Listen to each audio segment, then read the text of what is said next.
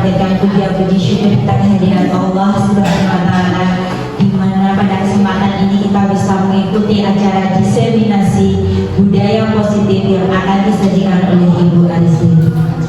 Sebelum acara ini saya lanjutkan, izinkanlah saya berdiri di sini untuk membacakan rangkaian acara pada siang ini. Yang pertama adalah pembukaan, yang kedua adalah menyanyikan lagu Indonesia Raya, yang ketiga sambutan dari Bapak Kepala Sekolah, yang keempat acara inti, yang kelima doa, dan yang terakhir penutup. Mengingat waktu yang sudah siang, marilah kita buka acara hari ini dengan membaca basmalah bersama-sama. Bismillahirrahmanirrahim. Semoga dengan pembacaan basmalah ini acara pada siang ini akan berjalan lancar. Untuk acara yang kedua adalah menyanyikan lagu Indonesia. Hadirin dimohon untuk berdiri. Ibu Rini mohon untuk memimpin.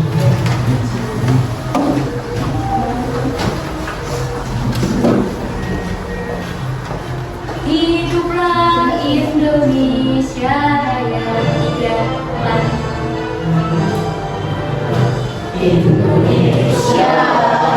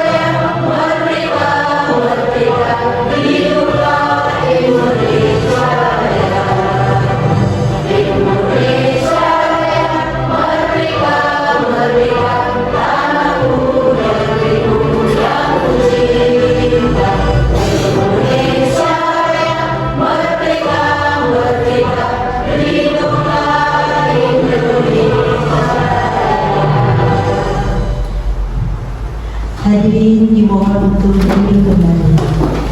Acara selanjutnya yaitu sambutan dari Bapak Kepala Sekolah SDN Bujang kepada Bapak Wiyona SPD, dipersilakan.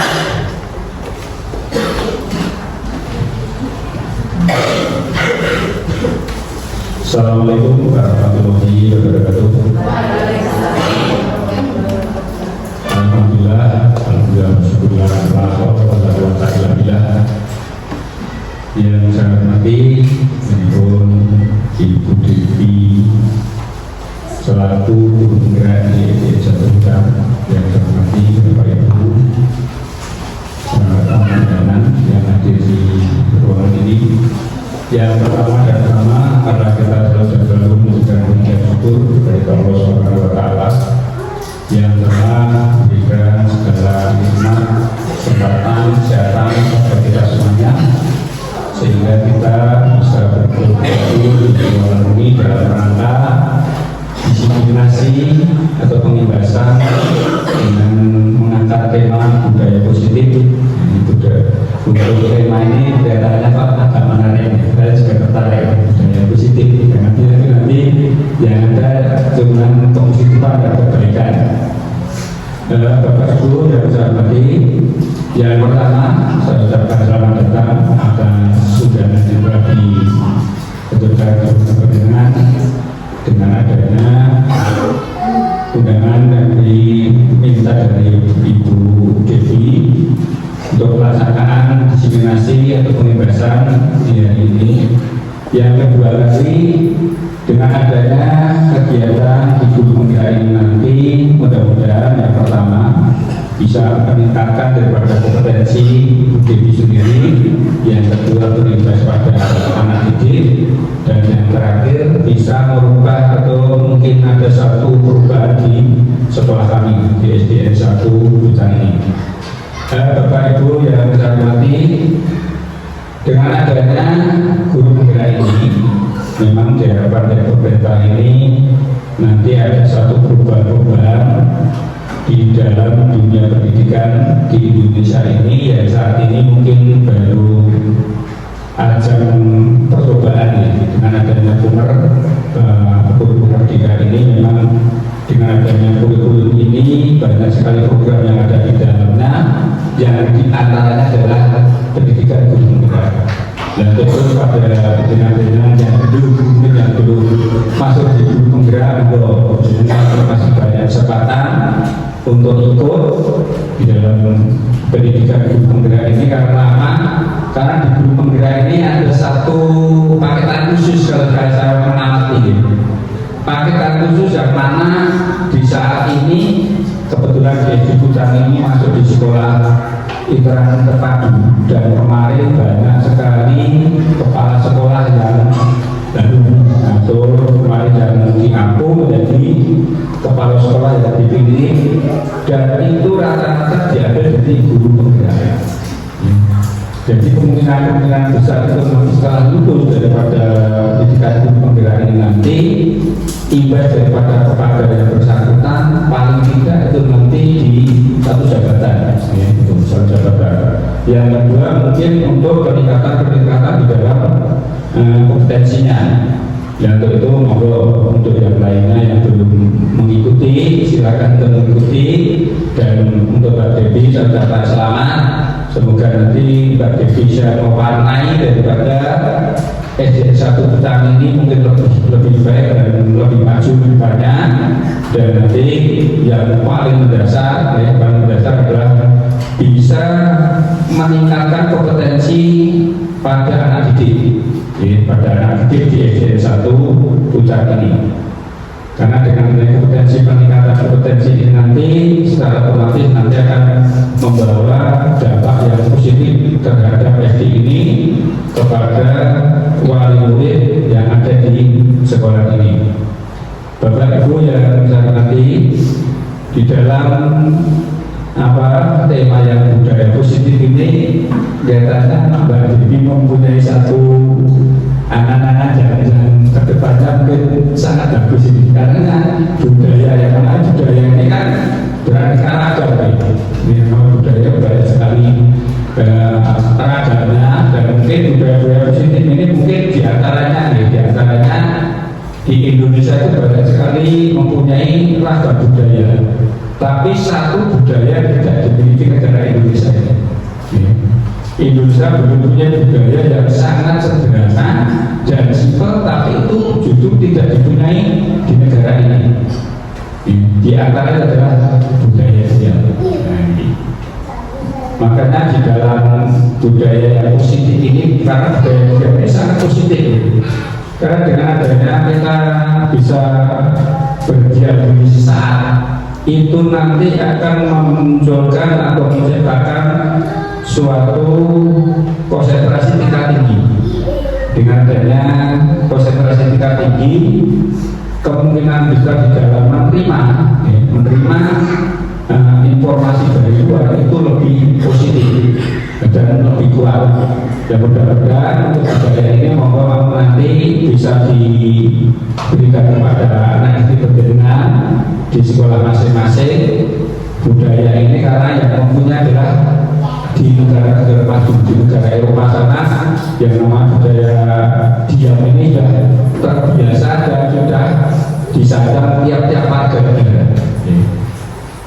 Bapak Ibu yang saya hormati, mungkin dari kami tidak panjang lebar, kurang lebihnya di dalam kami matur pada segala kekurangan, kata-kata tidak berkenan pada dengan semuanya. Kami selaku kepala sekolah di sini, yang pertama sekali lagi saya ucapkan selamat kepada Ibu Devi untuk mengikuti daripada program guru penggerak, dan mudah-mudahan nanti sampai batas akhir dapat lulus dengan nilai yang terbaik, dan imbasnya itu nanti akan mendapatkan imbalan yang setimpal dengan keprihatinannya yang saat ini dilalui. Paling tidak ya, paling dari kepala sekolah paling tidak. Ini mereka betul. Dan nanti selamat, mudah-mudahan dengan nanti saya pensiun, Mbak Didi tetap di sini, Mbak Didi. Perasaannya Didi yang ini baik, itu makhluk. Karena apa? Karena itu tadi sudah tidak bisa dipungkiri, tidak bisa dipungkiri. Itu nanti kepada sukses itu. Yang kepala sekolah ya pengawas. Sekarang dulu ini nanti terus dulu itu untuk pengangkatan kepala sekolah itu beberapa di tahun 2008 itu akan diambil dari guru penggerak. Dan kenyataan saat ini untuk guru penggeraknya sangat minim, dan kemarin ada kepala sekolah yang secara mendadak tanpa mengajukan permohonan mungkin tidak melalui tes sudah mendapatkan SK, dan saya ucapkan pada beliau-beliaunya yang mendapatkan SK tanpa melalui penyaringan ataupun segala sesuatunya. Bapak Ibu, sekali lagi mohon maaf ada kekurangan di dalam penyambutan dengan semuanya. Kurang lebihnya mohon maaf. Wassalamualaikum warahmatullahi wabarakatuh. Kepada Bapak Pengadilan SPD kami ucapkan terima kasih. Menginjak acara inti yaitu diseminasi pengibasan budaya positif oleh Ibu Aris Dewi Nurhadizah SPD SC. Untuk Ibu Dewi kami persilahkan.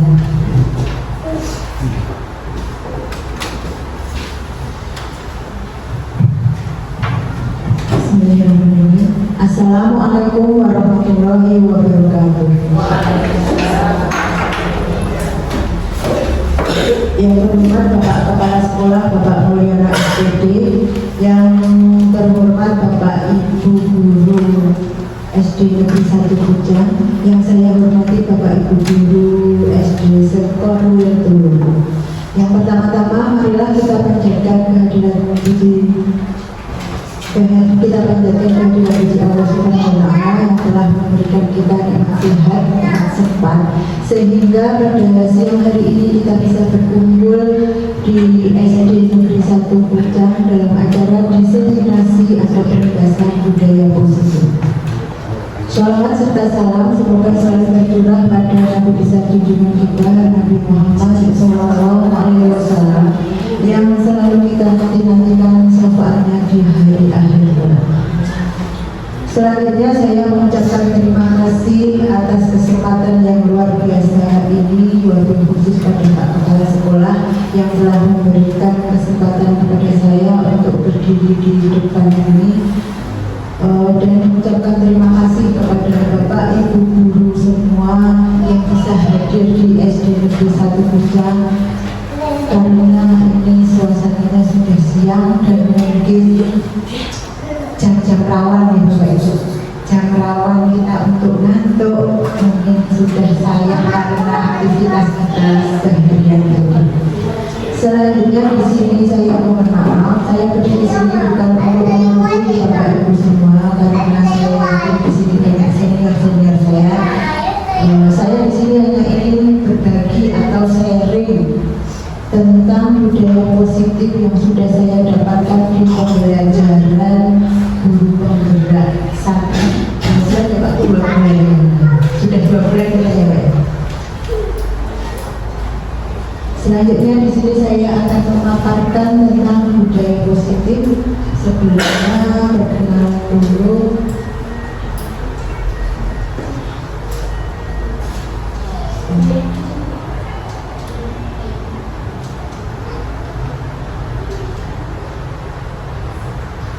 Perkenalan dulu, yang pertama kami dari BPDP ada fasilitator saya Ibu Tri Sulandari dari Purwokerto. Yang kedua ada pengajar praktik kami yaitu Ibu Wahati Kepala Sekolah di Negeri 1 Pumah. Yang ketiga yaitu saya sendiri calon guru penggerak, masih calon ya Bapak Ibu guru penggerak karena masih menjalani pendidikan.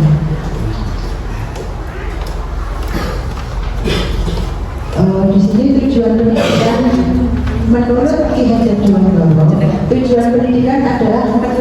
dalam kodrat yang ada pada anak-anak agar mereka dapat mencapai keselamatan dan kebahagiaan yang setinggi-tingginya, baik sebagai manusia maupun sebagai anggota masyarakat.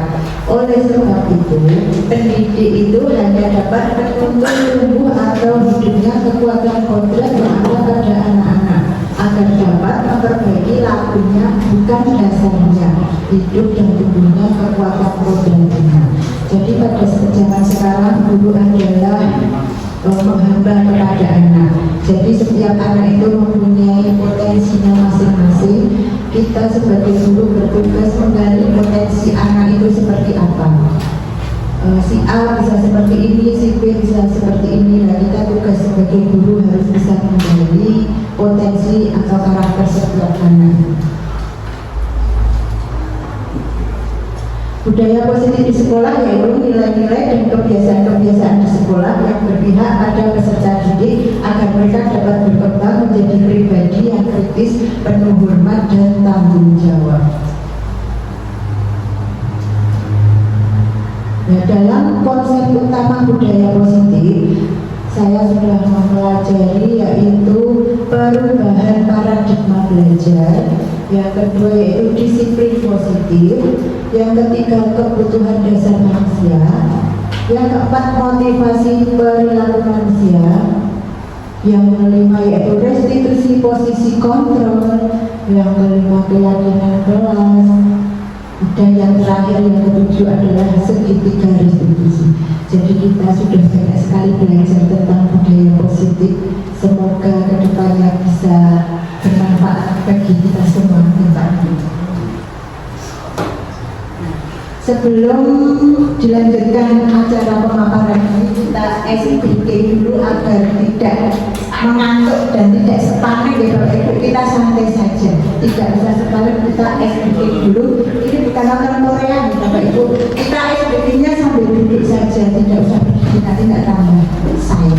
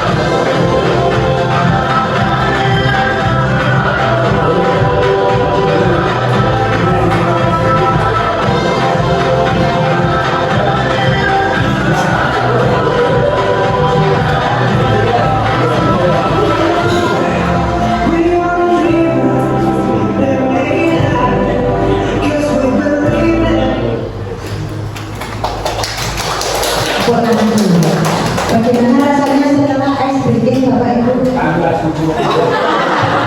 Alhamdulillah tambah sembuh Pak, berarti sehat. Kita menjadikan Yang pertama tadi adalah yang dipelajari tentang budaya positif, yaitu perubahan paradigma belajar.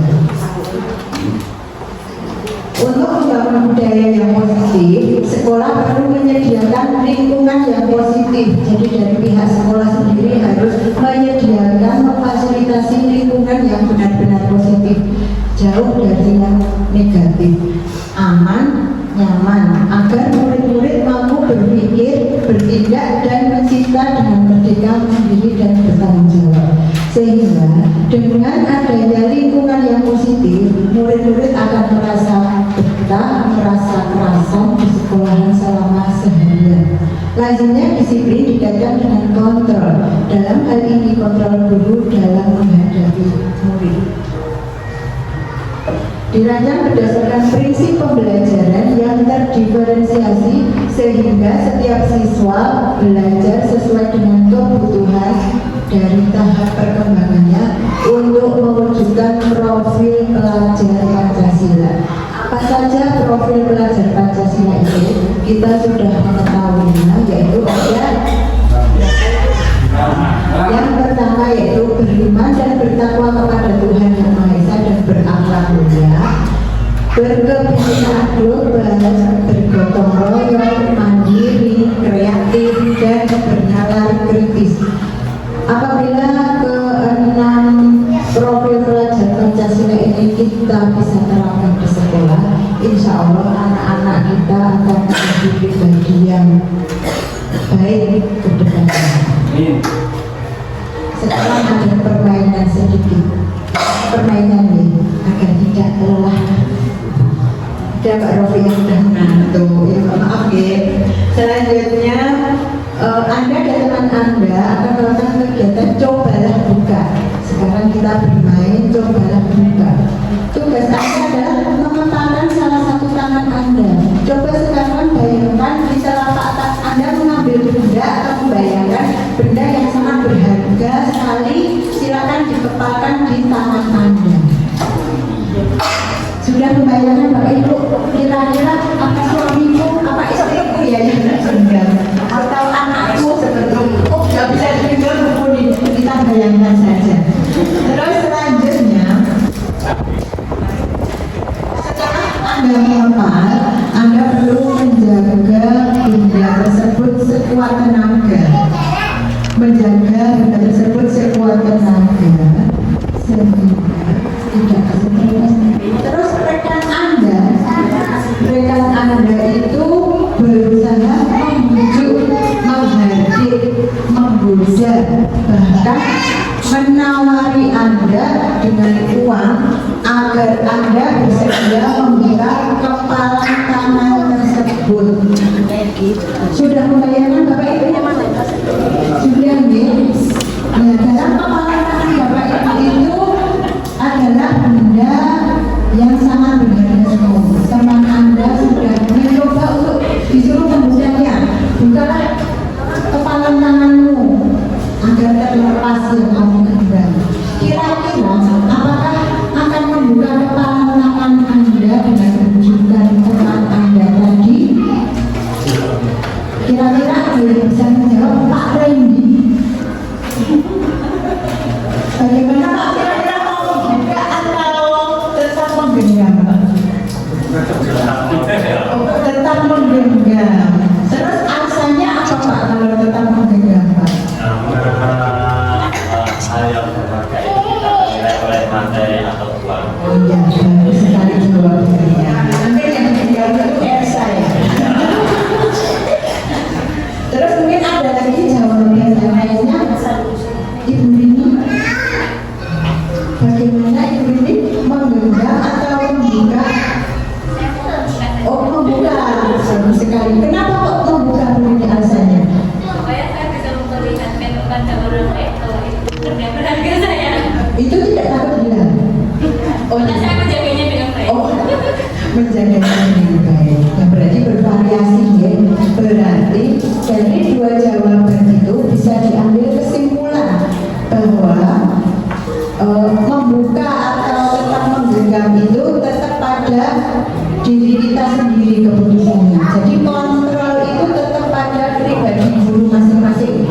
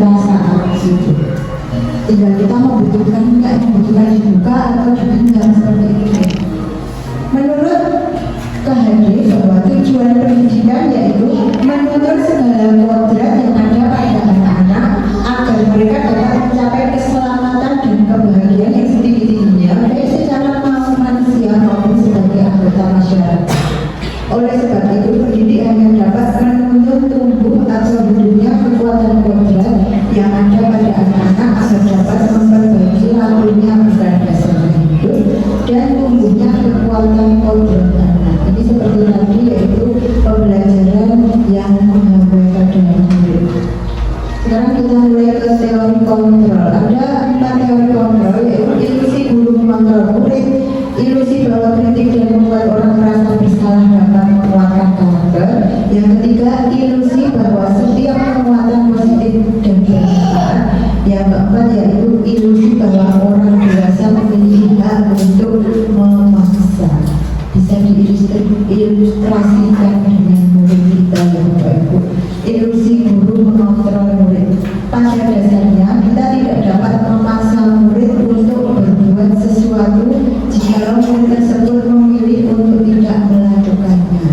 Walaupun tampaknya guru itu sedang mengontrol perilaku murid, hal demikian terjadi karena murid sedang mengizinkan dirinya dikontrol. Saat itu bentuk kontrol guru menjadi kebutuhan dasar yang dimiliki murid tersebut.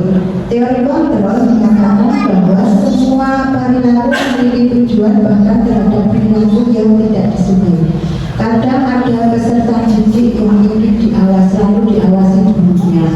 Ada juga peserta didik yang tidak mau kalau ibu gurunya atau pak gurunya itu ikut campur dengan apa yang dilakukan oleh tersebut. Yang kedua yaitu ilusi bahwa semua penguatan positif efektif dan bermanfaat. Penguatan positif atau rujukan adalah bentuk-bentuk kontrol segala usaha untuk mempengaruhi murid agar mengulangi suatu perilaku tertentu adalah suatu usaha untuk mengontrol murid tersebut dalam jangka waktu tertentu. Kemungkinan murid tersebut akan menyadarinya dan mencoba untuk menolak rujukan kita, atau bisa jadi murid tersebut menjadi tergantung pada pendapat sang guru untuk berusaha. Ini adalah kadang murid kita kasih tahu, ada yang bandel, ada yang membantah. Nah, itu adalah tugas kita sebagai guru adalah memberi penguatan yang positif. Misalnya membuat kesalahan, kita sebagai guru tidak bisa langsung menyalahkan, kita harus menelusuri dahulu apa yang anak tersebut melakukan kesalahan.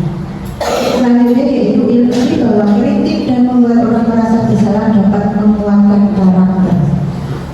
Menggunakan kritik dan rasa bersalah untuk mengontrol murid menuju pada identitas dangkal. Mereka belajar untuk merasa membunuh tentang diri mereka. Mereka mengembangkan dialog diri yang negatif. Kadangkala sulit bagi guru untuk mengidentifikasi bahwa mereka sedang melakukan perilaku ini, karena seringkali guru menggunakan suara halus untuk menyampaikan pesan yang negatif. Kadang kita memarahi anak didik atau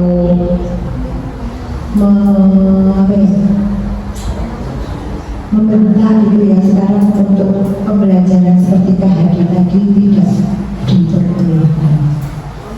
Yang selanjutnya yaitu ilusi bahwa orang dewasa memiliki hak atas memaksa. Banyak orang dewasa yang percaya bahwa mereka memiliki tanggung jawab untuk membuat murid-murid berbuat hal-hal tertentu. Apapun yang dilakukan dapat diterima selama ada sebuah kemajuan berdasarkan sebuah pengukuran kinerja. Pada saat itu pula orang dewasa akan menyadari bahwa perilaku memaksa tidak akan efektif untuk waktu panjang dan sebuah hubungan permusuhan yang terbentuk.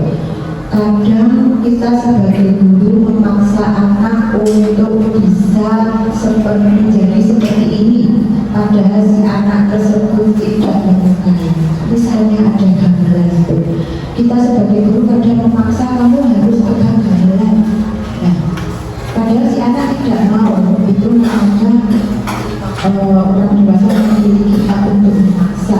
Tapi efektif dampaknya si anak tersebut kemungkinan akan merasa tidak semangat atau bahkan tidak mau berangkat lagi. Berubah dari paradigma stimulus respon kepada pendekatan teori kontrol. Bila kita ingin membuat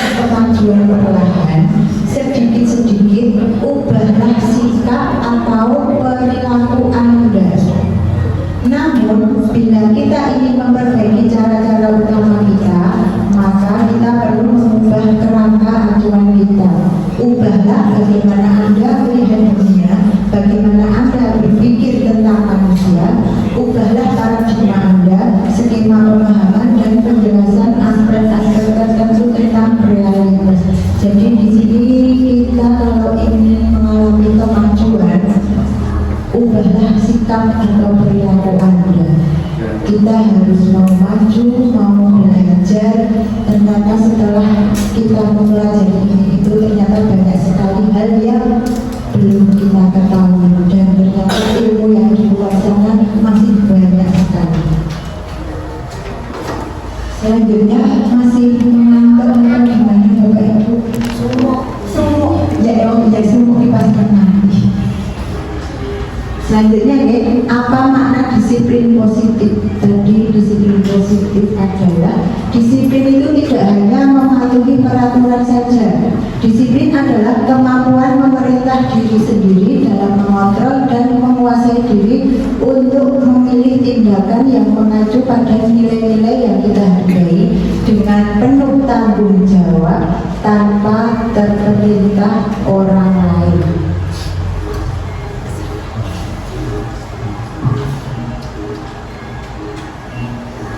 Motivasinya eksternal untuk menghindari hukuman atau ketidaknyamanan. Yang kedua untuk mendapatkan imbalan.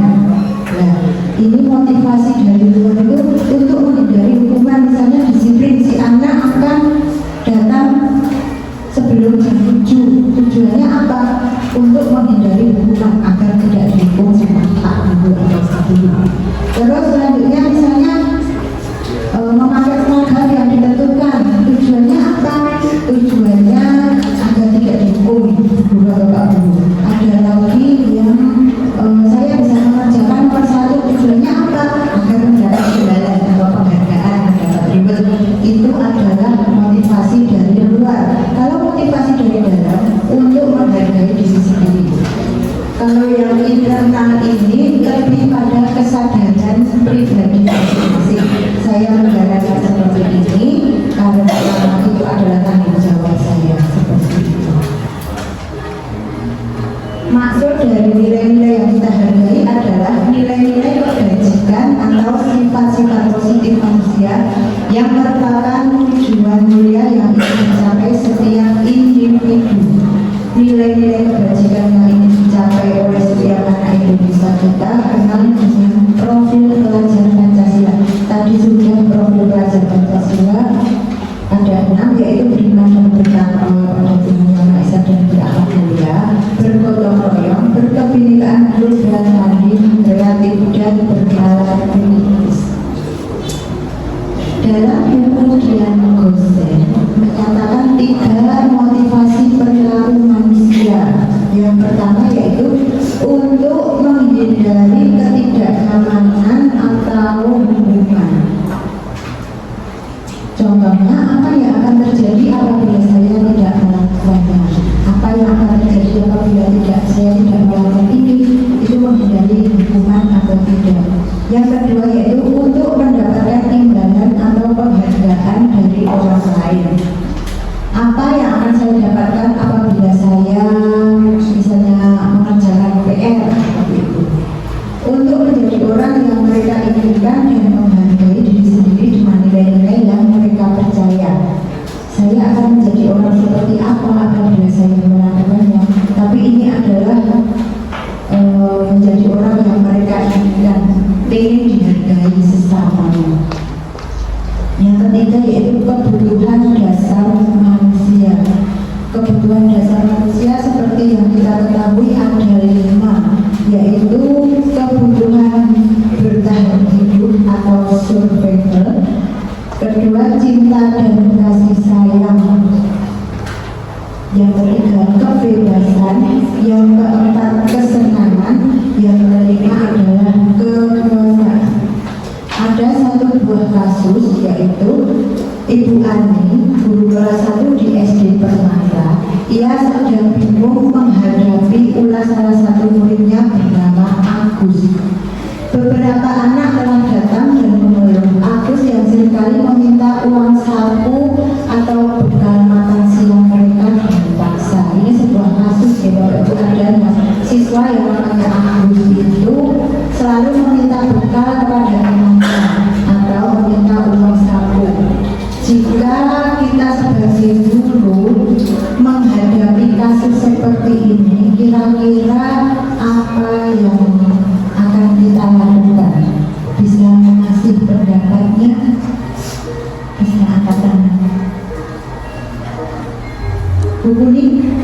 suaranya habis tuh ya, suaranya habis. Ibu Dewi Musa, Bu Dani, nggak apa-apa dijawab apa. Misalnya ada siswa kita meminta bekal kepada temannya, kira-kira kita sebagai guru apa yang akan kita lakukan? Menasihati anak tersebut, memberikan pengetahuan bahwa bekal yang diminta itu milik temannya. Kalau anak itu ingin bawa bekal, bisa dibawakan bekal atau bilang sama orang tuanya. Jadi tidak terpaksa, diberitahu secara pelan-pelan. Intinya kita memberitahu kepada murid kita mengasih pengertian bahwa itu bekal temannya. Mungkin ada lagi dari Bu Sartini menganggap ibu ya siang-siang jangan rawannya. Berikut Bu, misalnya ada muridnya yang meminta bekal untuk bekalannya dengan cara Diberi kalau maksa. bahwa kita tidak boleh punya alam terus nanti diberi pembinaan agar bisa minta bekal ada orang tuanya Terima kasih. Ada dua jawaban, yaitu intinya kita memberi pengertian kepada anak bahwa bekal tersebut bekal punya temannya. Kalau kamu mau bekal seperti itu, minta kepada orang tua sendiri, besok dibawakan seperti itu ya. Jadi kesimpulannya dalam kasus tersebut tadi ada beberapa kebutuhan manusia tadi, jawabannya dari kebutuhan manusia tadi yang survival. Saya bertanya kita sebagai guru harus menanyakan dulu kepada si Agus, kamu kok minta bekal temanmu itu karena apa? Misalnya Agus menjawab, Agus lapar Bu dan orang tua saya tidak membawakan bekal makan. Berarti itu termasuk kebutuhan bertahan hidup karena Agus merasa lapar, tidak punya uang saku, jadi Agus merebut bekal temannya. Yang kedua yaitu fun, kesenangan. Agus hanya iseng dan dia menikmati ekspresi wajah temannya yang besar. Ada kambing murid kita misalnya bodoh, jajanmu tak wae seperti itu, dan temannya jadi menangis. Kalau rasa mungkin menangis tidak kayak gurunya kayak boleh Bu, permenku diminta Agus misalnya seperti itu. Itu karena apa? Kepuasan tersendiri dari diri Agus. Karena Agus nanti lihat wajahnya yang menangis, dia jadi merasa menang. Itu karena kesenangan. Puas ya benar, merasa puas. Puas ya Pak ya. Selanjutnya love and belonging. Teman Agus jadi memperhatikan Agus. Ini kalau bahasa kita apa ya? Caper, cari perhatian. Berarti Agus itu mungkin di rumah kurang perhatian orang tua, terus di sekolahan dia melampiaskan rasa perhatiannya itu agar teman-temannya pada perhatian pada Agus. Yang selanjutnya alasan freedom atau kebebasan. Agus merasa bosan dengan bekal yang dibawakan orang tuanya karena selalu bekal yang sama. Kalau yang ini kira-kira salah Agus atau salah orang tuanya? Kira-kira mungkin salah orang tuanya gitu. Karena selalu memberi bekal nugget telur, sosis, Pak. Apa Pak? Maaf boleh.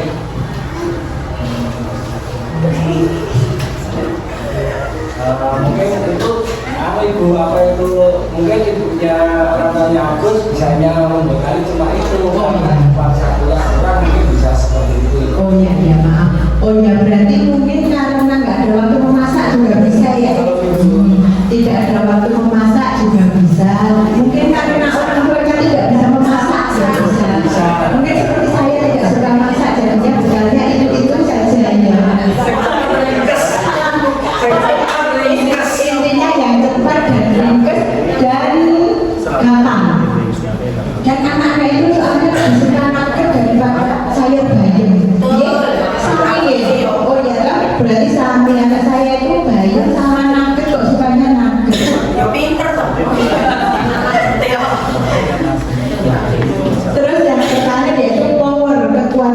dia merasa hebat karena temannya jadi takut dan menuruti keinginannya. Dia merasa lebih pengen jadi nomor 1, karena ya caper tadi mungkin. Gimana Bapak Ibu masih siap mendengarkan? Lanjut. Kita mungkin SDG dulu saja biar tidak mengantuk lagi. Karena sumuk mungkin deh. Anas nih. Oh ya, Wajib. kalau kepencet.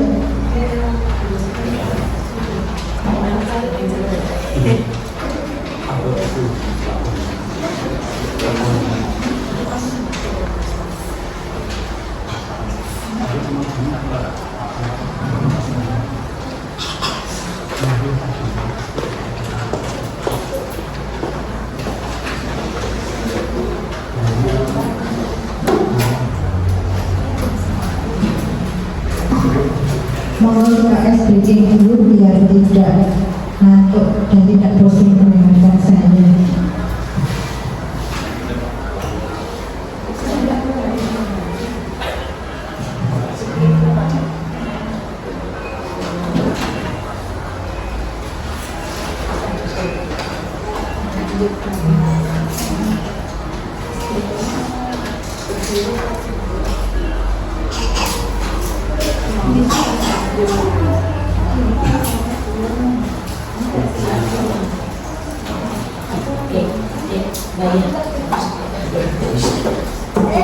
Kalau ada di samping.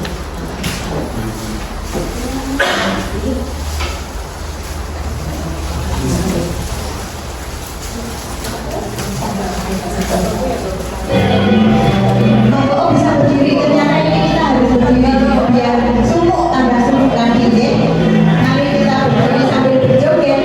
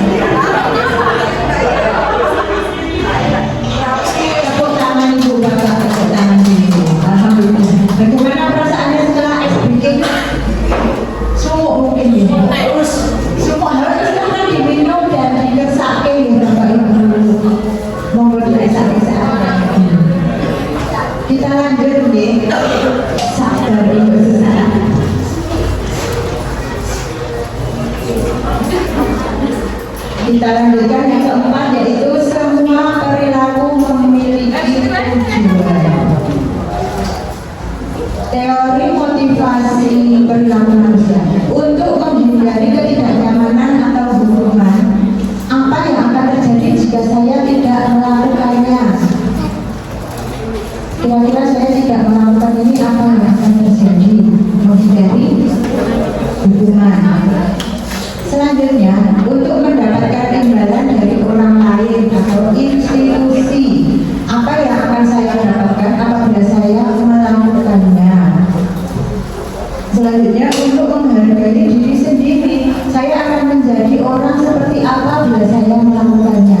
Saya akan melakukan seperti ini, kira-kira saya akan menjadi apa? Untuk menghargai diri sendiri, kadang kita juga harus mengerem rasa ketidaknyamanan kita seperti itu.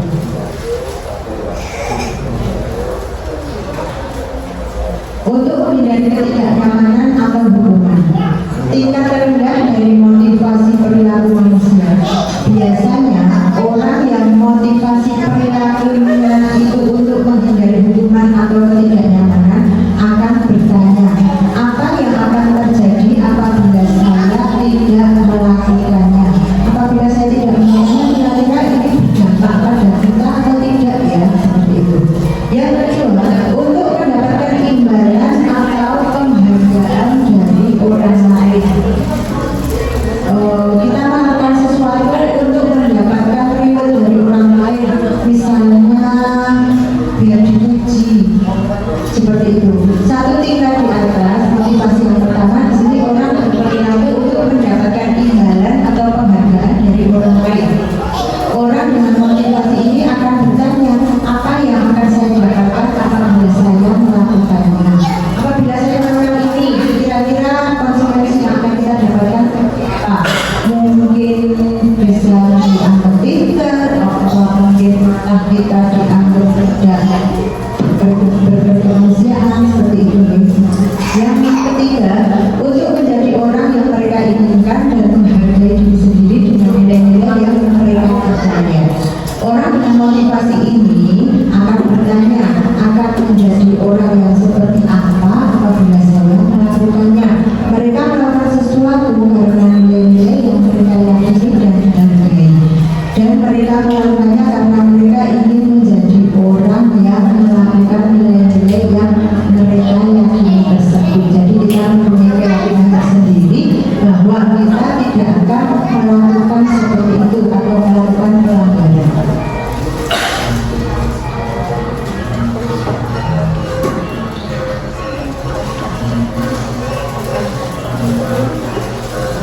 Selanjutnya ada kasus lagi. Iva kurang menguasai pelajaran bahasa Indonesia, sehingga pada pelajaran tersebut berlangsung dia lebih banyak berdiam diri atau malah memilih menggambar buku di pelajarannya karena tidak menguasai pelajaran tersebut. Pada saat guru bahasa Indonesia yaitu namanya Bu Hati menanyakan pertanyaan, Iva menjadi gugup dan tidak sengaja menjatuhkan tasnya dari kursi, serta tiba-tiba menjadi gagap pada saat berupaya menjawab karena Iva tadi merasa kaget. Seluruh kelas pun tertawa melihat perilaku Iva yang bicara gagap dan terkejut. Bu Hati membiarkan teman-teman Iva menertawakan Iva yang tergagap dan malu luar biasa, dan malah meminta Iva untuk maju ke depan kelas sambil menunjuk hidungnya karena tidak bisa menjawab pertanyaan Bu Hati.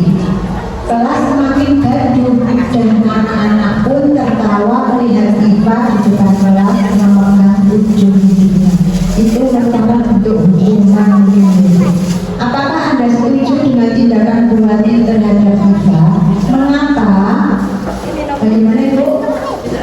Tidak setuju. Alasannya apa?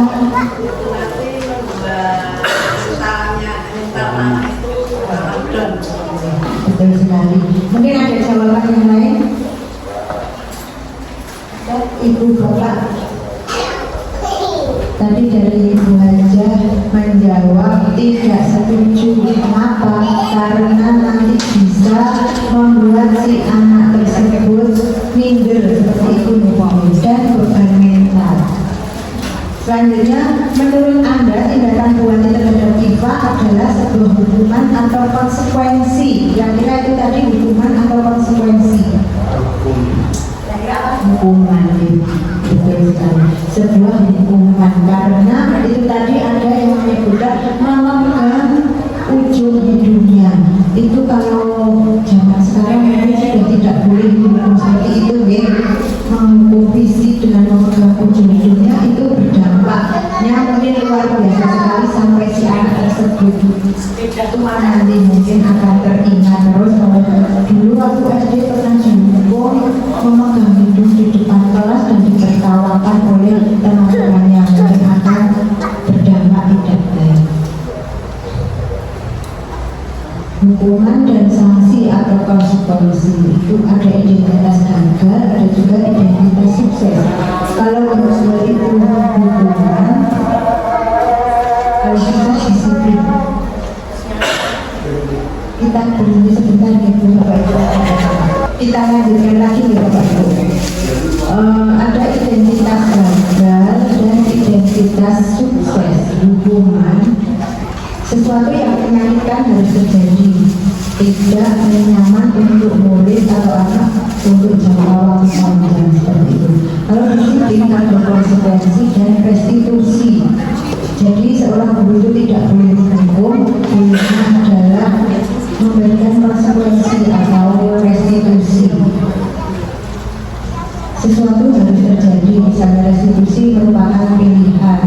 Kenapa kamu melakukan ini seperti kasus tadi? Kenapa kamu melakukan minta temanmu seperti itu? Tidak boleh.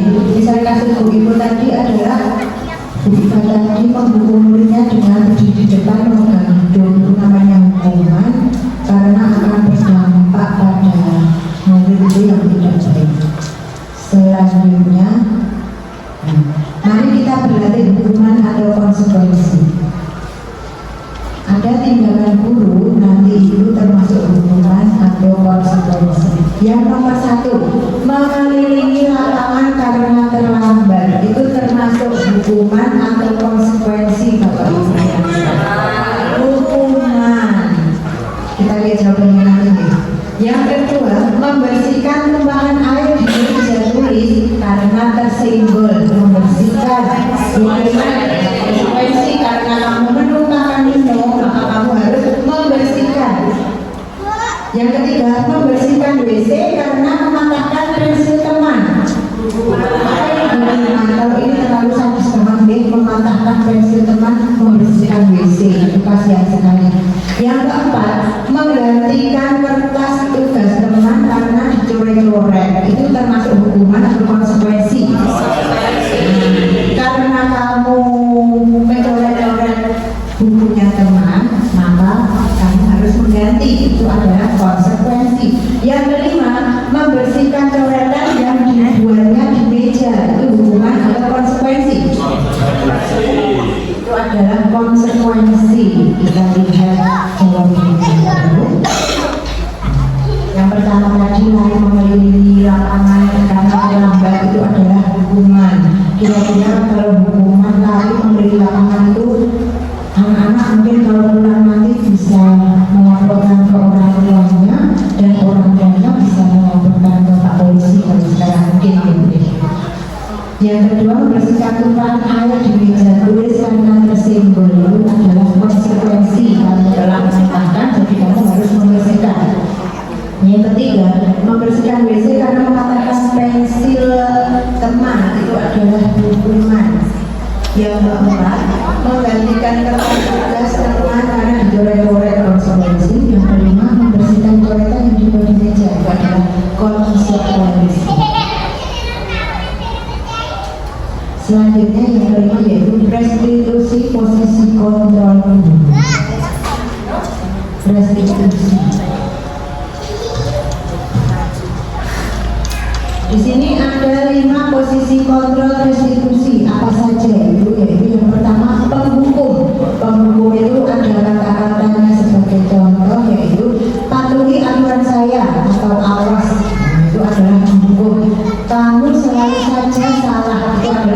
kata-kata penghukum. Yang kedua, membuat merasa bersalah. Ibu sangat kecewa sekali dengan kamu karena kamu udah mendapat nilai 0 misalnya itu.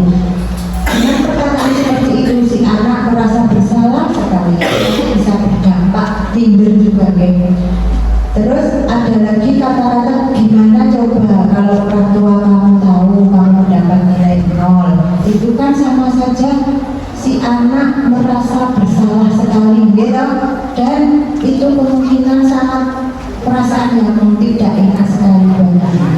Yang ketiga yaitu teman contohnya, ayo bantulah demi bapak ya, misalnya seperti itu. Kita bisa menjadi teman buat anak didik kita. Ya sudah, tidak apa-apa, nanti ibu bantu, itu sebagai teman. Yang keempat yaitu pemantau apa yang telah kamu lakukan, seperti itu termasuk memantau si anak. Sanksi atau konsekuensinya apa apabila kamu tidak mengerjakan PR, itu adalah memantau. Kita bisa memantau anak didik kita. Yang kelima yaitu manajer. Kita sebagai guru bisa berperan sebagai memposisikan kita sebagai manajer. Jika kamu meyakininya, apakah kamu bersedia memperbaikinya? Seperti itu. Selanjutnya, jika kamu memperbaiki ini, hal ini menunjukkan apa tentang dirimu. Yang selanjutnya, apa rencana kamu untuk memperbaiki hal ini?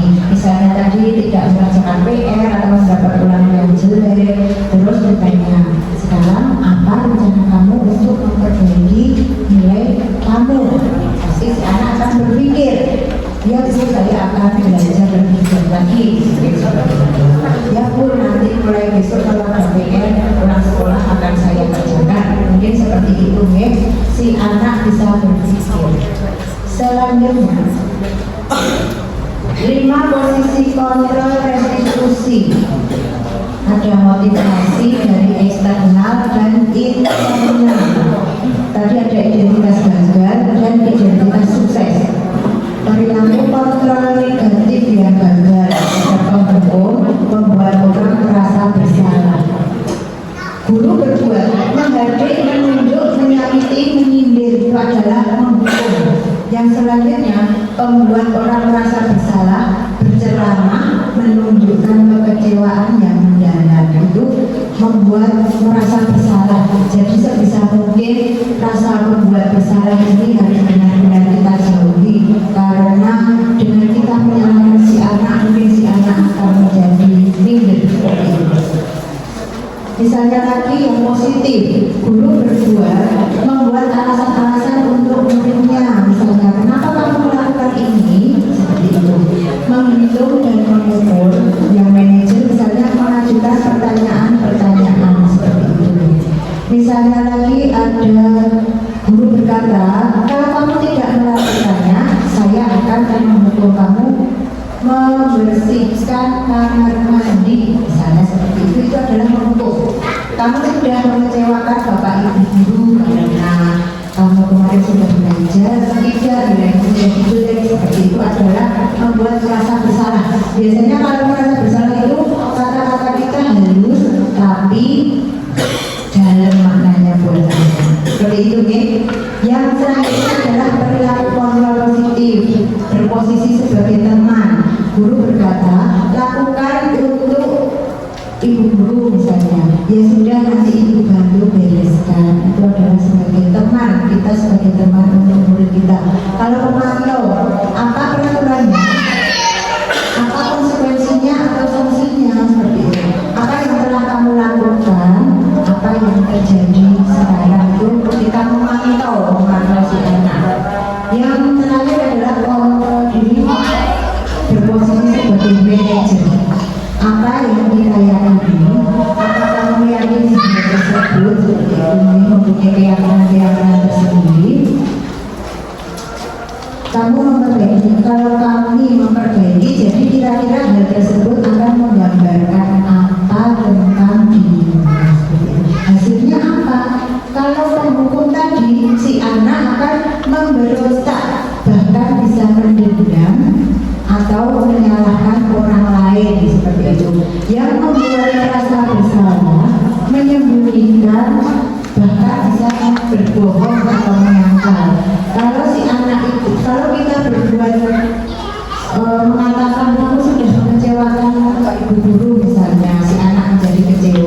nah si anak itu akan berinisiatif, akan timbul bohongnya atau muncul alasan-alasan yang tidak sesuai dengan kenyataannya seperti itu. Yang selanjutnya hasilnya apabila kita berposisi sebagai teman, yaitu si anak akan ketergantungan kepada gurunya atau pak gurunya. Misalnya saya itu membereskan kelas selalu bagi guru, si anak akan tergantung pada gurunya lebih dulu. Misalnya lagi gurunya sering menghapus papan tulis, mungkin si anak jadi sukar menghapus papan tulis. Karena apa? Karena nanti kan kalau pak guru datang menghapus sendiri papan tulisnya, mungkin bisa seperti itu si anaknya. Kalau misalnya sebagai pemantau, hasilnya adalah menyesuaikan bila diawasi. Nah, kalau pemantau ini mungkin si anak nanti akan merasa kalau diawasi saja menyelesaikan pekerjaannya. Jadi misalnya ditungguin bapak ibu guru baru menyelesaikan tugasnya. Kalau bapak ibu guru baru keluar, mungkin si anak itu nanti akan tidak akan menyelesaikan tugasnya. Itu karena kalau tadi memposisikan sebagai pemantau. Yang terakhir, kalau memposisikan sebagai manajer, itu menguatkan watak atau karakter. Mungkin yang manajer itu yang paling cocok buat seorang guru, karena dengan posisi manajer kita dapat menguatkan karakter si anak. Bahkan watak atau karakter si anak kita bisa lebih menggali lebih dalam lagi, sehingga akan menjadi anak yang lebih baik dari sebelumnya. Ada contoh lagi posisi kontrol guru. Ada pernyataan, saya kecewa sekali dengan kamu. Itu adalah pembuat orang merasa bersalah. Yang kedua, kamu tidak pernah benar melakukannya. Itu pada posisi penghukum. Yang ketiga, ayolah lakukan demi ibu guru, misalnya seperti itu. Itu adalah posisi teman. Kadang kita juga bisa berposisi sebagai teman, bisa berposisi sebagai pemantau, bisa berposisi sebagai manajer, tergantung situasi kondisi kita. Yang keempat adalah apakah kamu mau mendapatkan bintang? Itu adalah pemantau, karena akan mendapatkan reward, maka si anak akan lebih semangat lagi menyelesaikan pekerjaannya, dan ibu guru selalu memantau hasilnya. Yang terakhir, bagaimana kamu bisa menyelesaikan masalah ini? Itu kita berposisi sebagai manajer, karena si anak akan berusaha berpikir lebih keras lagi untuk menyelesaikan masalah atau pekerjaan yang tugas yang sedang dihadapinya. Yang keenam yaitu keyakinan kelas. Sebelum masuk keyakinan kelas, mungkin ada bapak ibu guru yang mau SJK lagi biar kita tidak mengantuk. Pak nanti mau SJK silakan. Iya. Monggo Pak. Jadi pada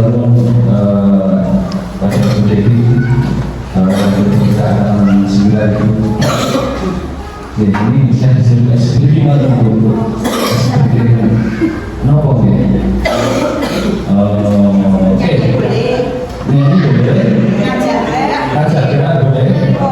Jadi karena kuliah saya guru SD, jadi mari kita melatih otak kanan dan otak kiri kita biar seimbang.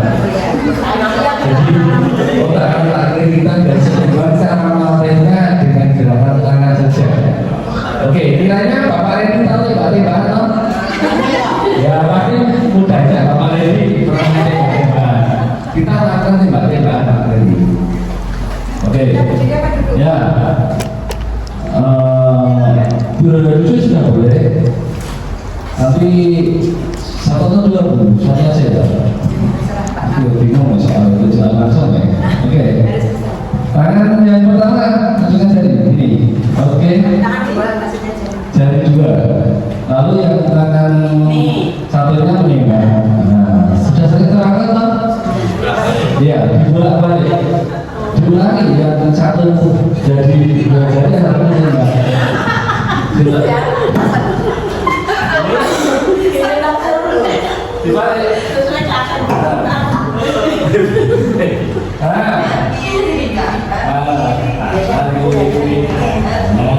Siapa ayo?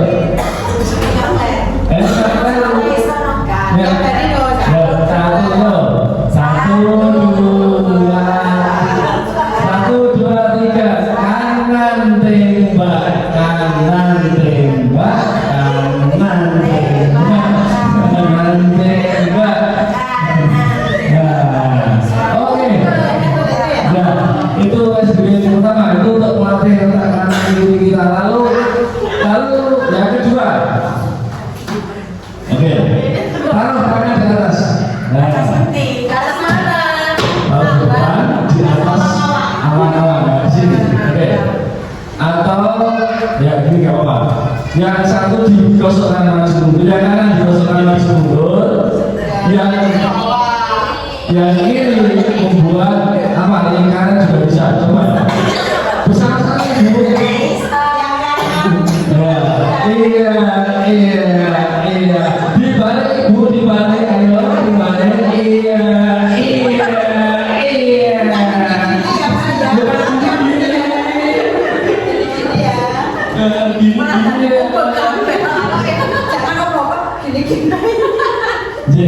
Mungkin itu sedikit kan karena waktu kita untuk ngantuk ngantuk bisa dapat dengan wadah anak kita bila mereka merasa jenuh dan bosan sedikit bervariasi bisa diambil dari mana saja. Materi Ibu Dewi Malamun membuat berhasil. Assalamualaikum warahmatullahi wabarakatuh. Terima kasih Bapak Nafi SPD-nya, bisa kasih tepuk tangan yang boleh. Alhamdulillah kita dapat gerak sedikit jadi tidak mengantuk. Yang selanjutnya yaitu di Bapak Ibu tinggal sebentar lagi. Yang keenam yaitu keyakinan kelas. Apakah Bapak Ibu pernah membuat keyakinan kelas? Pernah kalau sudah mengajar sekian lama 60 tahun harusnya sudah membuat keyakinan kelas. Apa itu keyakinan kelas?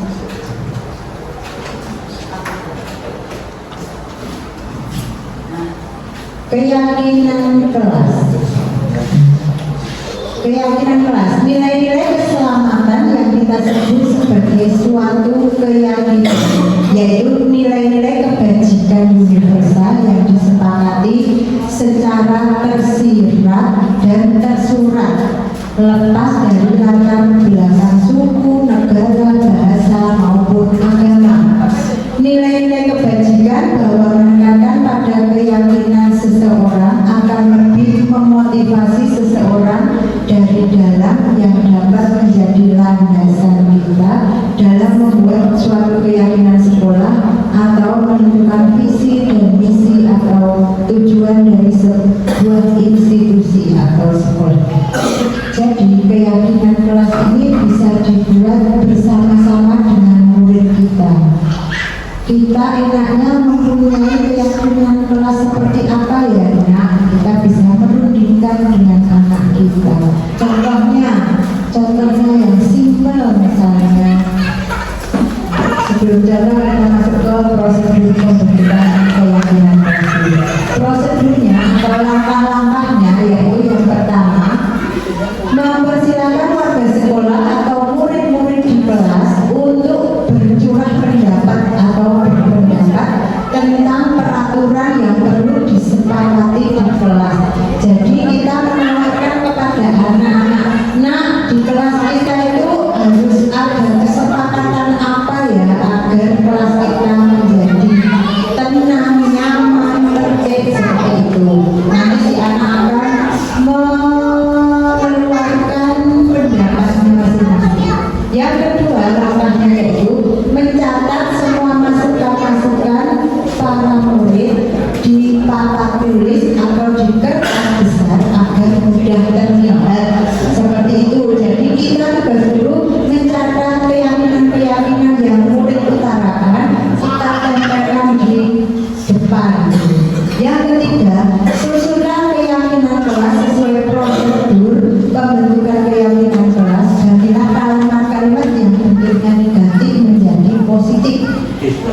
kita harus meneliti satu-satu pendapat siswa tadi seperti apa. Seperti itu. Kalau kalimatnya masih negatif, kita luruskan menjadi kalimat yang positif. Selanjutnya, yang keempat, tinjau kembali daftar curah pendapat yang diutarakan siswa tadi. Kita tinjau kembali, sebaiknya keyakinan kelas tidak terlalu banyak, bisa sekitar 3-7 keyakinan seperti itu. Yang selanjutnya, semua warga kelas dipersilahkan meninjau ulang dan menyetujuinya dengan menandatangani lalu diletakkan di dinding kelas di tempat yang mudah dilihat semua warga kelas. Seperti itu prosedur atau langkah pembentukan keyakinan kelas. Nah sekarang kita buat contoh dulu saja biar kita lebih memahami keyakinan kelas. Di depan Bapak Ibu Guru ada sedikit note. Silahkan menuliskan satu keyakinan kelas saja. Nanti bisa ditempel di samping layar di proyektor ini. Ada yang tidak belum ada sedikit ini bisa kembali boleh ikut kelas termasuk keyakinan. Namanya tadi judulnya kan bercerah pendapat. Jadi semua siswa itu boleh saja, sah-sah saja mengeluarkan pendapat apa saja, pendapatnya yang seperti apa. Nanti semua ditempel di papan tulis. Nanti tugasnya guru adalah menyeleksi mana yang bisa kita pakai, mana yang kita sepakati. Monggo silakan tulis, silakan ditempel di papan yang sudah disediakan seperti itu.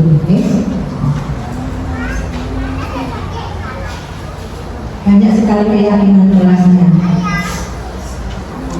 Tidak seperti ulangan ini Bapak Ibu, ini cuma silahkan menulis apa keyakinan dengan saya. Kalau itu no bullying. Yes. Yang sudah bisa ditempelkan atau bisa saya bantu, bisa dibantu dari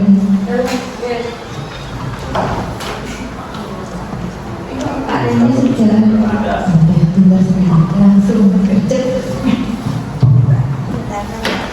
Hubungi sampun. Ton corps me fait mais tu me dis pas les choses.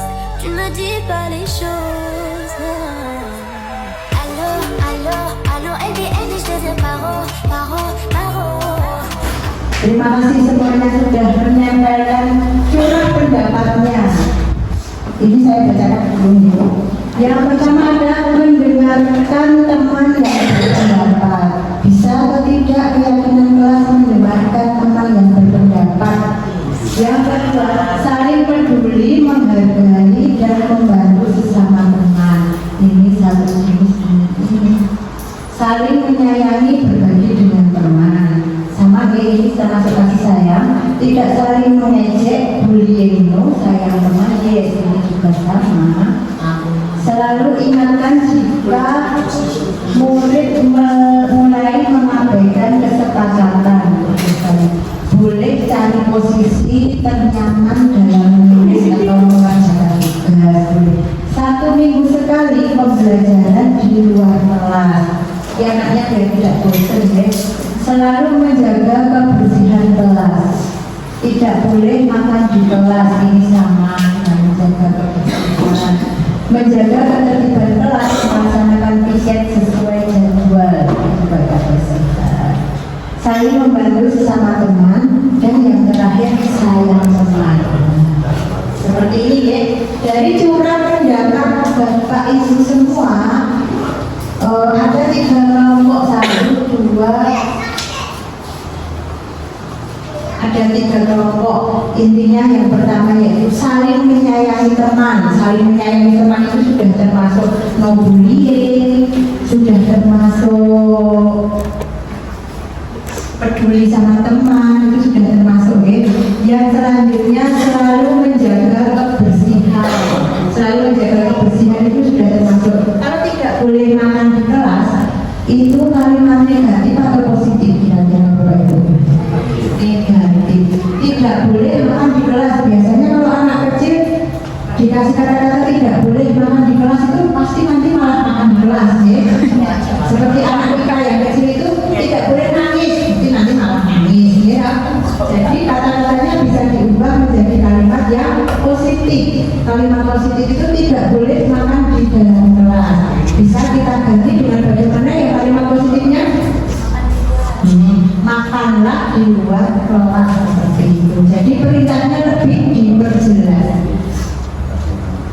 Terus ini 1 minggu sekali pembelajaran di luar kelas, boleh cari posisi ternyaman dalam menulis atau mengerjakan tugas. Seperti itu, contoh keyakinan kelas yang kita lakukan di kelas bisa seperti itu. Jadi dari sekian banyak itu kita ambil tiga keyakinan. Yang pertama tadi saling menyayangi teman, yang kedua tadi menjaga kebersihan, bisa termasuk makan di luar kelas.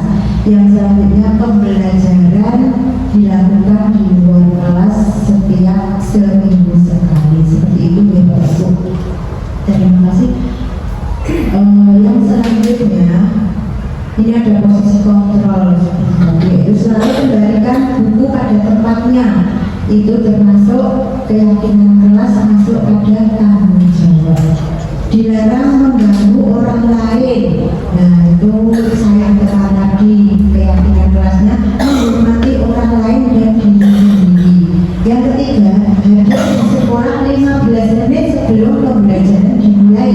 Itu keyakinan kelasnya menghormati orang lain dan komitmen pada tujuan awal.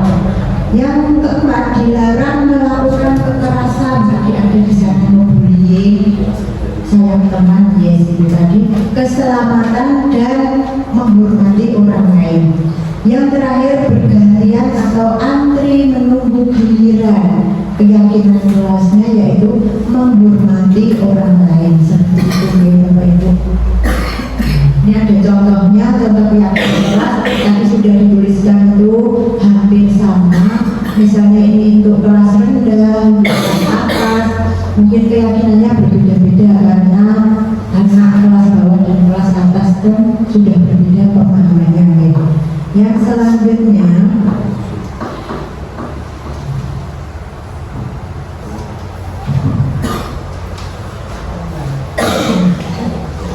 segitiga restitusi. Apa itu segitiga restitusi? Kita bahas sebentar. Segitiga restitusi. Restitusi adalah proses menciptakan kondisi bagi murid untuk memperbaiki kesalahan mereka sehingga mereka bisa kembali pada kelompok mereka dengan karakter yang lebih kuat.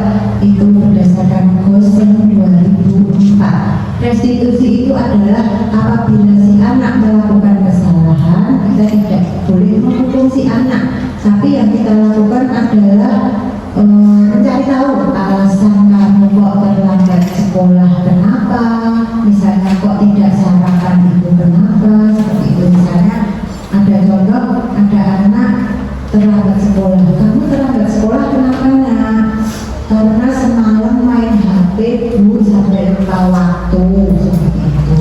Terus ibunya bisa menjelaskan, kalau berarti kamu terlambat itu bermain HP sampai lupa waktu, itu akibatnya apa nak? Akibatnya nanti saya kamunya kesiangan Bu, seperti itu. Ya kalau kamu kesiangan terus kamu ke sekolah menjadi apa? Saya ke sekolahnya jadi terlambat Bu. Nah kalau terlambat, kamu itu nanti menyalahi keyakinan atau tidak menyalahi keyakinan, seperti itu. Jadi itu harus selalu mencari tahu kenapa si anak itu melakukan kesalahan, seperti itu ya. Restitusi membantu murid menjadi lebih memiliki tujuan, disiplin positif dan memulihkan dirinya setelah berbuat salah. Penekanannya bukanlah pada bagaimana berperilaku untuk menyenangkan orang lain atau menghindari ketidaknyamanan, namun tujuannya adalah menjadi orang yang menghargai nilai-nilai kebajikan yang mereka percayai. Seperti itu, misalnya tadi yang berbuat salah, si guru langsung menghukum, ada anak terlambat, guru menghukum di depan kelas, itu namanya menghukum, nanti si anak akan jadi minder. Berbeda dengan mengadakan restitusi, si anak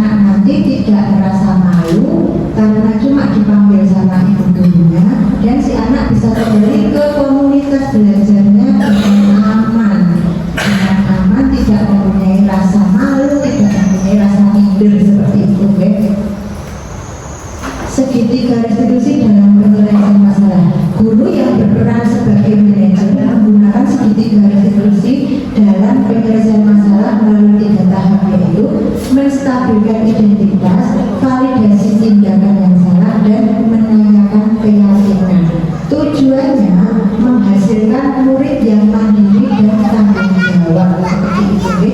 Nah, ini gambarnya segitiga restitusi seperti itu. Langkah-langkahnya adalah tadi menstabilkan identitas. Kita memanggil si anak yang membuat kesalahan. Terus validasi tindakan yang salah. Validasi tindakan yang salah, kita menjelaskan kepada anak, mencari alasannya kenapa si anak tadi berbuat kesalahan. Yang terakhir menanyakan keyakinan. Nah, setelah kita tahu masalahnya si anak berbuat itu kenapa alasannya, kita menanyakan keyakinan. Apakah yang kamu lakukan itu melanggar keyakinan kelas seperti itu, okay? Dari situ kita bisa memberi pengertian kepada diri. Ini ada tahapan segitiga restitusi. Ada 3 tahapan, yaitu yang menstabilkan identitas seperti tadi. Berbuat salah itu tidak apa-apa. Misalnya guru juga pernah berbuat salah, misalnya guru juga pernah terlambat. Jadi si anak tidak merasa takut, tidak merasa takut kalau terlambat. Soalnya guru juga pernah terlambat, sehingga guru itu terlambat juga masuk di kelas, terlambat juga mengajarkannya yang seperti itu.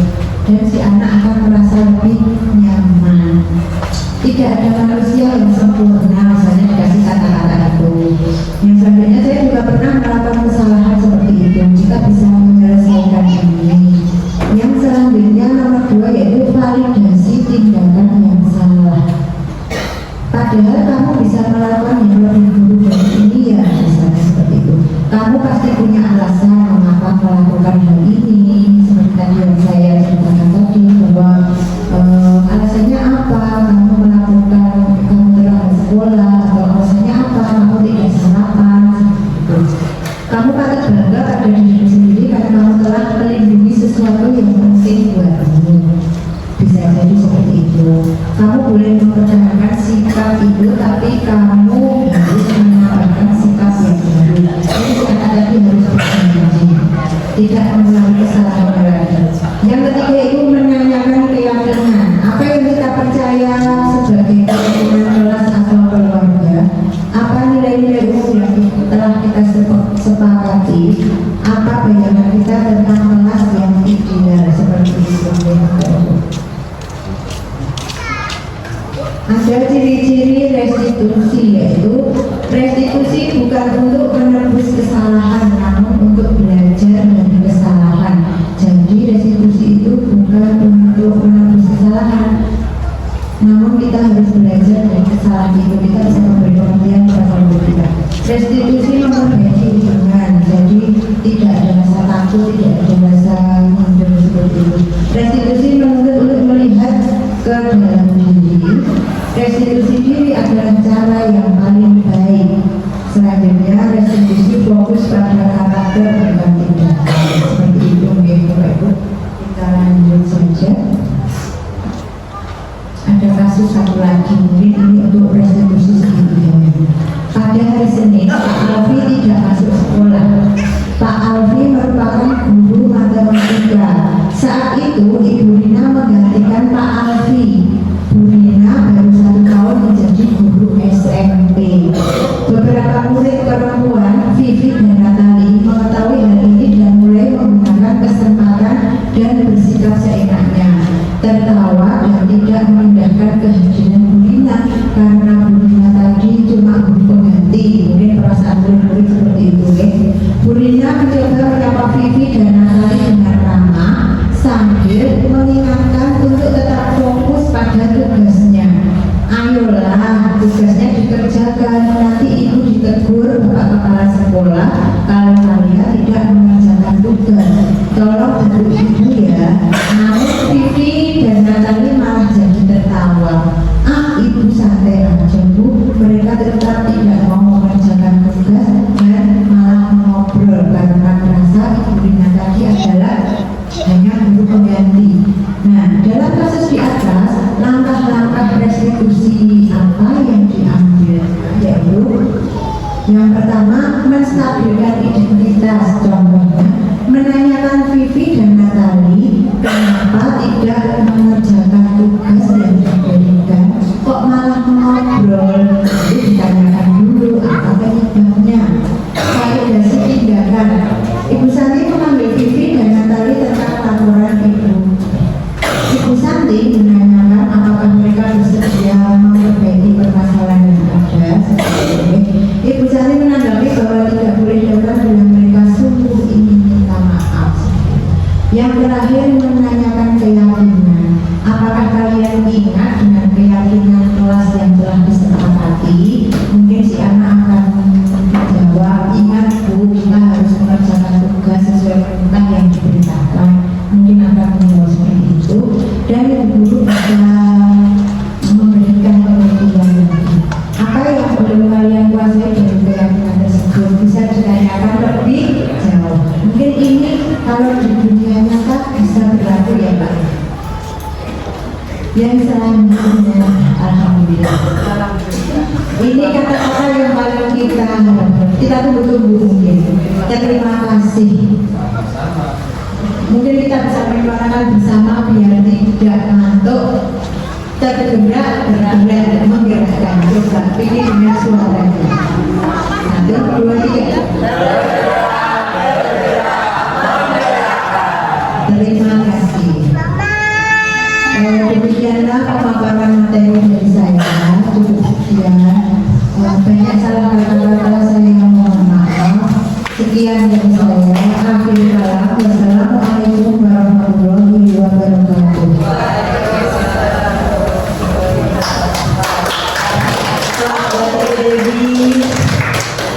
Pemaparan yang luar biasa dari Ibu Devi tentang budaya positif. Semoga dari pemaparan nanti kita bisa menerapkan di sekolah kita masing-masing. Misalnya kita bisa menangani anak-anak yang bermasalah dengan studi dari institusi. Insya Allah dengan studi dari institusi itu anak akan merasa menjadi teman bagi kita, bukan menjadi musuh kita.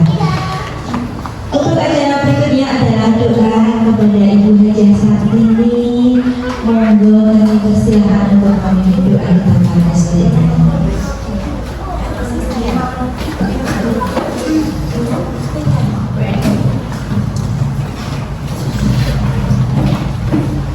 Assalamualaikum warahmatullahi wabarakatuh. Alhamdulillahirrahmanirrahim. Semoga kegiatan di siang hari ini bermanfaat bagi kita semua. Juga semoga Mbak Devi kedepannya bisa lancar sukses. Amin. Untuk mengakhiri kegiatan siang hari ini, mari kita berdoa bersama-sama.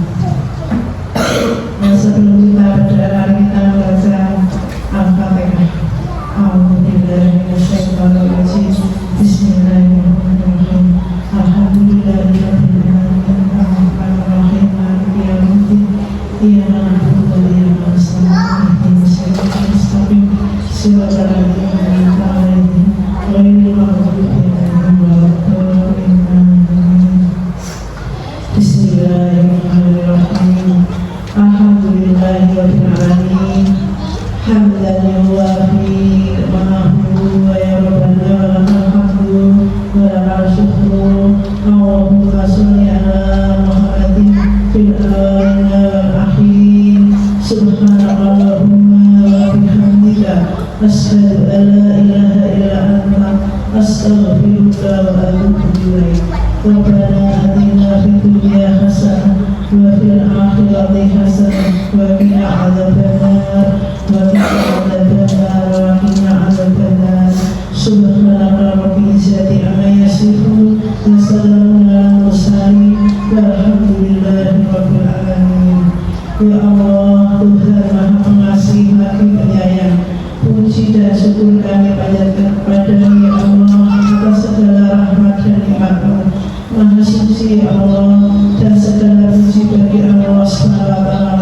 Aku bersaksi bahwa tiada Tuhan selain Allah. Aku mohon ampun dan bertaubat hanya kepada-Mu ya Allah. Ya Allah ya Tuhan kami, aku yang berada di ruangan ini, berikanlah kami petunjuk-Mu ya Allah. Beri kami keberkahan ya Allah. Semoga tugasku di siang hari ini mendapatkan ridho Allah. Semoga semuanya menjadi barokah. Amin amin ya rabbal alamin. Assalamualaikum warahmatullahi wabarakatuh. Terima kasih kepada Ibu Sari. Semoga Allah Subhanahu wa Ta'ala. Amin. Meja ayat yang terakhir adalah penutup. Sebelum menutup ini izinkan saya selaku pembawa acara memohon maaf apabila dalam penyampaian susunan acara saya banyak kesalahan. Apapun ada kelebihan itu hanya dari Allah Subhanahu wa Ta'ala. Semoga acara hari ini membawa manfaat dan keberkahan untuk kita semuanya. Akhirul kalam, wabillahi taufiq wal hidayah. Wassalamualaikum warahmatullahi wabarakatuh.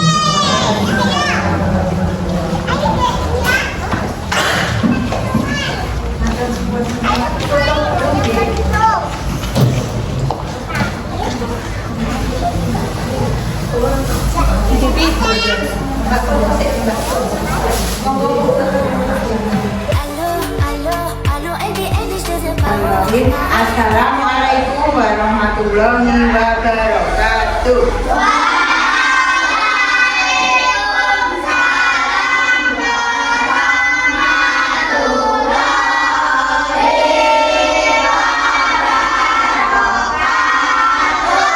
Selamat pagi anak-anak semua.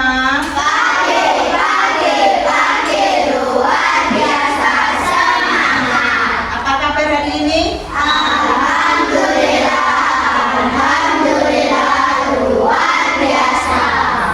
Semua sehat ya? Alhamdulillah kita masih bertemu di pagi hari yang cerah dan sumuk ini ya, anak-anak sumuk. Alhamdulillah ada kipas. Terus selanjutnya untuk hari ini guru mau memberikan kesempatan kepada kalian membuat keyakinan kelas. Tahu keyakinan kelas? Keyakinan kelas itu adalah yang harus kita patuhi di kelas. Kita membuatnya bersama-sama ya. Contohnya bisa membuang sampah pada tempatnya. Terus bisa juga tidak boleh terlambat. Bisa juga harus mengerjakan tugas. Seperti itu ya. Nah sekarang Bu Guru bagikan ini namanya kertas kecil namanya sticky note. Apa namanya anak-anak? Sticky note. Nah sticky note ini Bu Guru bagikan kepada kalian. Nanti tugas kalian menuliskan keyakinan kelas sesuai pendapat kalian masing-masing. Berarti beda-beda, gitu? Tidak boleh sama. Misalnya si Dewan keyakinan kelasnya tidak boleh rame di kelas, boleh. Terus si Juna keyakinan kelasnya harus mengerjakan PR, boleh. Jadi beda-beda ya. Sekarang Bu Guru bagi. Nanti yang ditulis yang halus dia, jangan yang ada lemnya dia tidak kebalik. Sekarang Bu Guru bagi dulu. Pensilnya tolong disiapkan.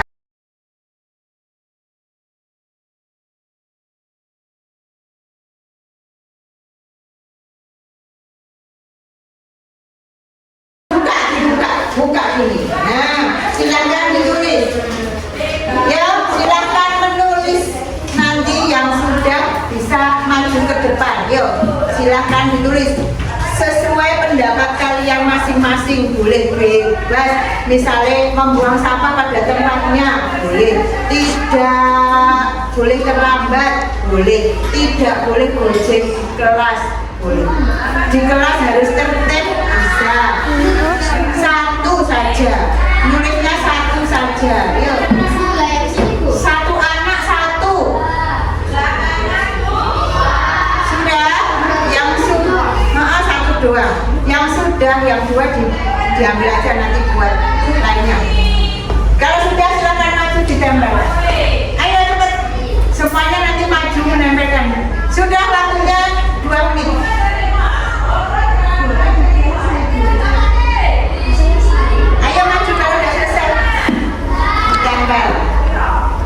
Biar sudah ditempel. Dua boleh. Nah, ditempel. Dikasih nama ya, yang belum dikasih nama ini nggak apa-apa. Dikasih nama bawahnya ini, bawahnya nanti kasih nama. Yang sudah silahkan ditempel. Yuk maju. Satu saja nggak apa-apa.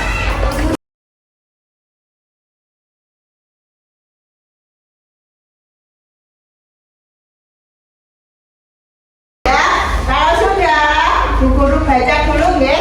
Yang satu, tidak terlambat Rosid, tidak boleh nakal, tidak terlambat, tidak boleh nakal, tidak gojek di waktu pelajaran. Bu Guru pindah sini ya, tidak gojek. Terus selanjutnya harus mengerjakan PR, harus mengerjakan PR.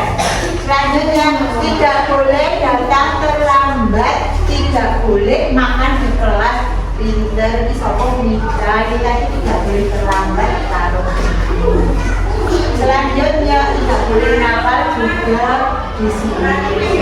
Selanjutnya harus melaksanakan piket kelas juga di sini.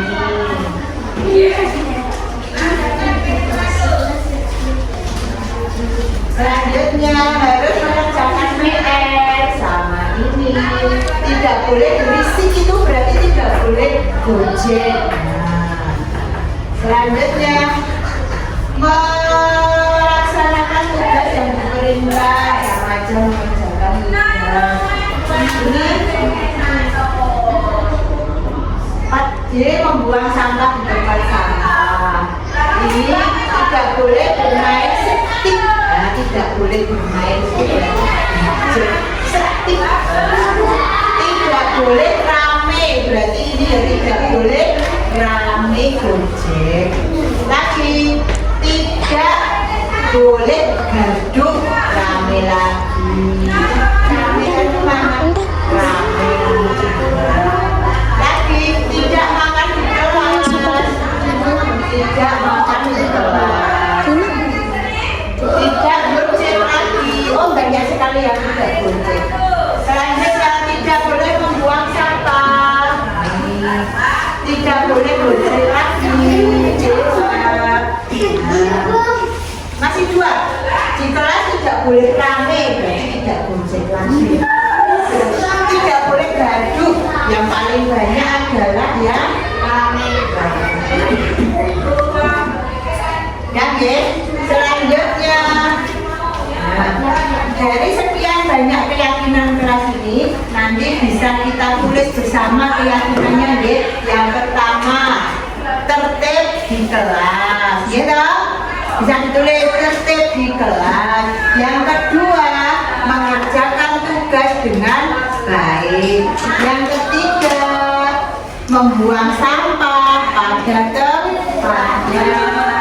Yang selanjutnya, rukun terhadap teman. Seperti itu nggih? Seperti ini keyakinan kelas di kelas kita. Nanti kita tulis di kertas, nanti kita tempel di tembok, ya. Siap anak-anak? Silakan. Siap. Sudah ya, keyakinan kelasnya cukup sekian. Keyakinannya cukup sekian, nanti kita akan tulis bersama ya. Sekian dari Bu Guru, kita lanjutkan kelas.